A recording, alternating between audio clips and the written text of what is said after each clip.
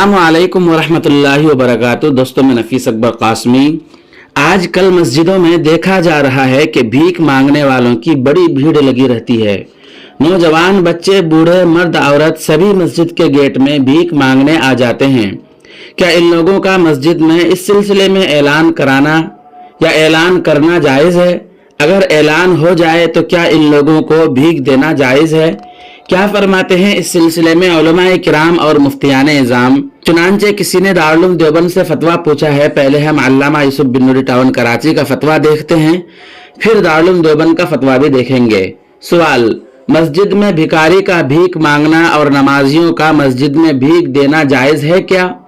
जवाब दिया गया है, वाज़ेह रहे कि जिस आदमी के पास एक दिन का खाना हो और सतर ढांकने के लिए कपड़ा हो, उसके लिए लोगों से मांगना जायज़ नहीं है।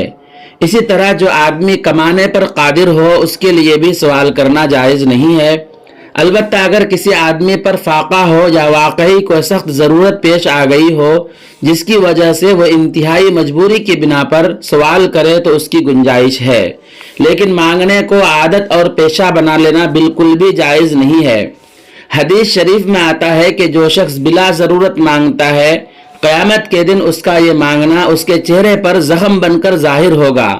एक रिवायत में है कि जो अपना माल बढ़ाने के लिए सवाल करता है तो ये जहन्नम के अंगारे जमा कर रहा है, अब चाहे तो कम जमा करे या ज़्यादा।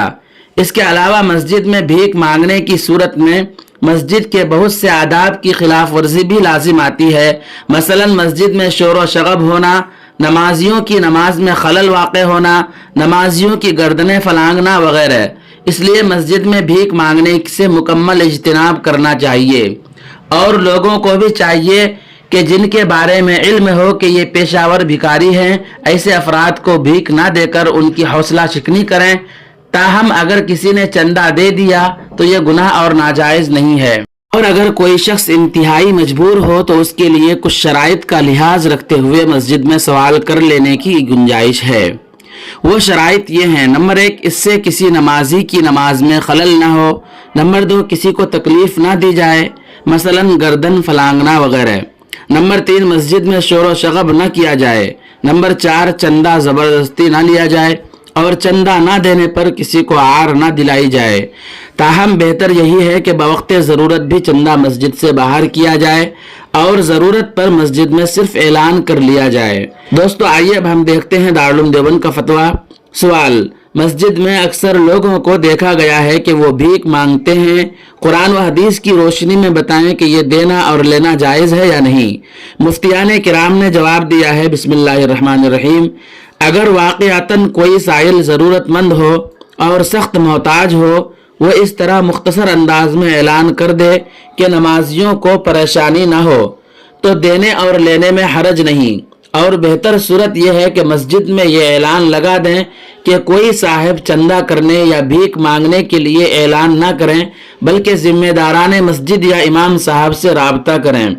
वह हजरात पहले तहकीक कर लें। अगर ज़रूरतमंद और मोहताज होने पर इत्मीनान हो जाए तो मुख्तसर तौर पर इमाम साहब ऐलान कर दिया करें। इसी तरह मदरसे के चंदे वगैरह का निज़ाम बना लिया जाए, और जिन लोगों के भीख मांगने के पेशा ही हो और आम लोगों को इसका इल्म भी हो, ऐसे लोगों के लिए ऐलान करने से, नीज़ देने से भी एतराज़ किया जाए, बल्कि हुस्न अंदाज के साथ भीख मांगने के पेशे से ही बाज रहने की उनको तलकीन की जाए। वल्लाहु ताला आलम। दारुल इफ्ता दारुल उलूम देवबंद। दोस्तों, वीडियो के ताल्लुक से आपका क्या ख्याल है? एक प्यारा सा कमेंट करके ज़रूर बतलाएं। फिर मिलते हैं जल्द ही किसी नई वीडियो के साथ। अस्सलामु अलैकुम वरहमतुल्लाहि वबरकातुहू।